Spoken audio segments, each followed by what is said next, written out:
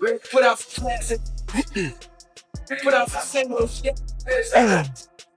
So like, no, two-time unified heavyweight champion. So far, so good. oh, with boxing, yeah, 100%. But what I'm saying now is, there's another level of fitness. Yeah, first measures that I set out for myself. Yes, it's tough. Yes, I'm tired. Yes, my body does feel it.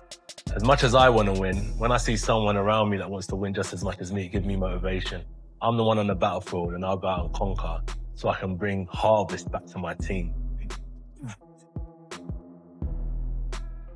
I actually think I work hard, but you work hard. Coach said to me today, he goes, he heard me. I said to myself, man, this guy's killing me. And he said, that's the thing. Anthony Joshua's new body has the entire boxing world terrified, and Jake Paul might be the one who pays the price. Anthony Joshua has fans stunned with a monstrous new physique that looks carved for destruction.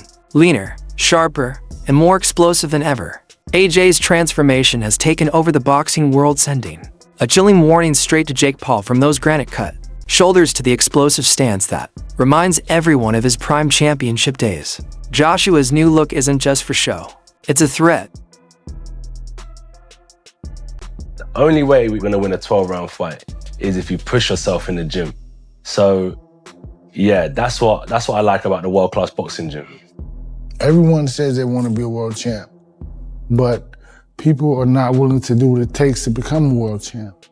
And even in this gym, it's like you put through the test because, I mean, it's one thing to say you want to hang out with champs and hang out with other fighters, another thing to be able to endure the workout and endure the work, so it's a big thing. He's been pushing himself. He's asking me, what can I do more? How can I be better? How can I build my fitness more? And that's really a sign of a great individual and a great champion. Joshua revealed that this size didn't happen overnight, it's simply his genetics.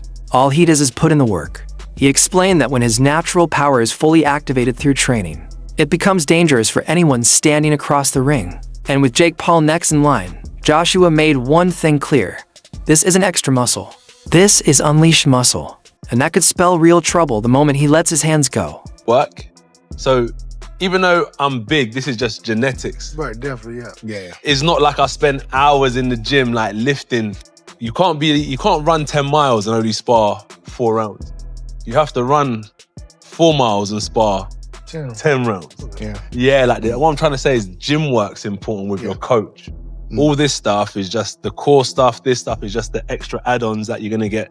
But you have to have good technique. You have to have a good understanding of boxing.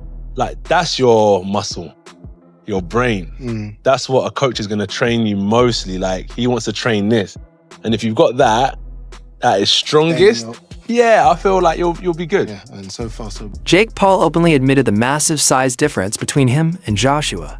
But instead of backing down, he's embracing it. Paul said people always told him to fight someone his own size, so he decided to fight someone twice his size. To him, this matchup is the ultimate challenge. The chance to silence criticism and prove he isn't afraid to stand in front of a heavyweight monster. But even with all his confidence, the heavy tail of the tape exposes the mismatch. Twice as big. Literally, he's twice as big as Gervonta. He's 6'6", 260 pounds with an 82-inch reach. I mean, just look at us next to each other. Two-time heavyweight champion of the world, an Olympic gold medalist. While he was winning Olympic gold, I was filming Vines in high school. What'd you say? AJ is a knockout artist with fights that have literally ended in seconds. He's fought legends, Klitschko, Usyk, Ruiz, Ngannou. Joshua stands 6 feet 6 inches with an 82-inch reach and a natural heavyweight frame at over 140 pounds. Jake Paul at 6 feet 1 inch with a 76-inch reach and around 100 pounds is giving up everything: height, weight, and raw power. Joshua's reach can control distance. His weight means each punch hits like a sledgehammer. If he uses that size correctly, Paul could be in a physically overwhelming fight from the opening bell. 8 years old compared to 36 years old. So I guess the advantage there goes a little bit towards Jake Paul. 28-year-old is better than a 36-year-old. But that being said, we've got talking about experience and everything else. What comes with being 36 years old at Anthony Joshua's level. And then, like I mentioned, the heavyweights kind of seem to prime a little bit older. They'll come down to the height and the weight. This is the big one. 6'1" versus 6'6". 200 pounds versus 252 pounds. We got a 252 pounder in Anthony Joshua. The reach advantage is a lot, which we would expect. Amateur fights, we can see that Jake's only had one, where AJ's had 43, but 43 of them are including at the highest level, Olympic level. And yes, he won the Olympic bloody gold medal, if I don't need to remind you. Then the pro record, Jake Paul has had 13 fights, lost one. AJ has had 28 fights and he's lost. Matchroom Boxing CEO Frank Smith has remained cautious. He hasn't ruled the fight out, but he doesn't see Joshua versus Paul happening yet. Smith said Joshua is returning soon, but likely not against Jake. He highlighted the massive difference in pedigree. Though he confirmed talks for early 2026 are very real. The boxing business is unpredictable, and hype sells. Tony Bellew, however, doesn't think the fight should happen at all. He says it's a mismatch so big that Paul would be in real danger. Bellew believes the fight is mostly a money grab, and that Paul is risking his health for a payday. He doesn't think it hurts Joshua's legacy. Anthony is ruining his legacy just by taking this fight. Fans don't respect what he's done in the sport already. He's an Olympic gold medalist, 2-time unified heavyweight champion of the world. I sort of sympathize with him because I feel like if he doesn't beat him quicker than he beat Francis, people are just going to write it off. I'll ask you bluntly, have there been any discussions about there's an agreement, there's a secret contract? Have any of those discussions happened regarding this fight? It's an 8-round professional fight. AJ wouldn't have taken it if that was the stance it had to be, if it was an exhibition, if it was you've got to hold him up for 8 rounds. It wouldn't suit Anthony Joshua. But he's convinced Joshua would control the fight from the first second. To him, the whole thing feels more like a spectacle, not a true sporting contest. Experts say it could actually humiliate Joshua if he doesn't knock Jake Paul out in the first few minutes. With such a huge advantage in every category, anything less than a quick KO could damage his reputation as a former heavyweight champion. As Johnny Nelson puts it, AJ is in a no-win situation. There isn't too many brands that could kind of elevate me to the next level. With some of my friends and people who are smarter than me, I teamed up with a great team and we decided to create the AJBXNG brand, which is going to help the next generation, which is going to help existing competitors, which is going to help keep fitters, stay injury-free, perform at a higher level, and be able to kind of push themselves beyond their limits and get the results that they desire. I love being an athlete. You'll find me swimming, you'll find me running, you'll find me riding bikes, playing football, you'll find me boxing, skipping. Wherever there is activities where I can have fun, you'll find me involved. So I wanted to create a community. So I don't believe anything.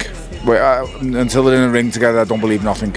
Obviously AJ was meant to fight in an 8-rounder. I think Eddie said to me earlier against... In an 8-rounder? Yeah, okay. Against a top 120 opponent on BOXREC that none of us would have heard of. Okay. Just a kind of confidence, go and get a knockout type victory. I suppose you can go and do that against Jake Paul and earn an absolute fortune from it. Listen, I've said before and I'll say it again. Boxing is a brutal, brutal business. Go and make as much as you can, as quick as you can. Once you've achieved your dream and goals of becoming a world champion, there's nothing left to do besides make money. What are you chasing? You've won all the belts. You know, I think he's missing a WBC. I think that's about it. Go and get the belts and that's it. Move on. Do you believe it should be sanctioned?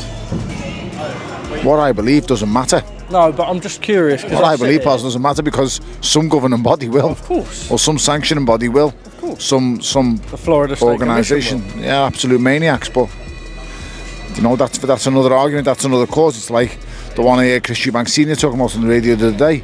He's talking about safety of fighters. Champ, you were the worst for it. You went up to cruiserweight when you were super middleweight. He's going to take enough flack over this, but again, it's money talk. So I think AJ will struggle because it's an all-win situation. If he goes in there, Jake Paul lasted the distance. What does he tell you about AJ? Apart from he's just earned an extra 15 million quid. If he goes there and struggles with Jake Paul, then what do you say about AJ? No, your heydays are well and truly over. If he goes in there and knocks him out, then I'll say that's to be expected. So the glory, there's probably not much glory in it, apart from the haters of Jake Paul to say, right, I've got rid of this kid. I think it's very brave of Jake Paul. So now the problem child has got us to believe this fight's actually happening. So now you've got our attention. So now you've got to back up the boast. It's not about, you're not playing tiddlywink. I give all credit. Everyone knows that. They get mad at me that I give too much credit to Paul. Why? He's done a hell of a job to put himself in this position. He sold himself. He sold his dream. He took his dream. He took his idea. And he put it out there, and he made it happen. Give him credit for that. And he made it happen. And he took risk along the way. Yeah, he picked his spots. He's in the driver's seat. He gets to pick his spots. He's the one bringing the money. He's the one promoting. Yeah, he's the name.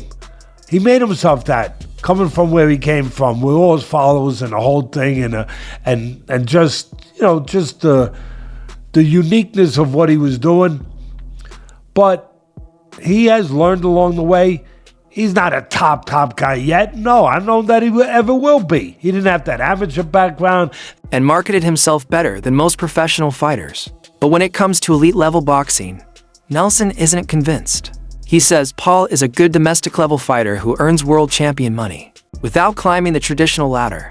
According to Nelson, Paul's greatest strength is his influence, not his boxing. Who takes it? Is AJ truly unstoppable? Or can Jake Paul shock the world? Let me know in the comments.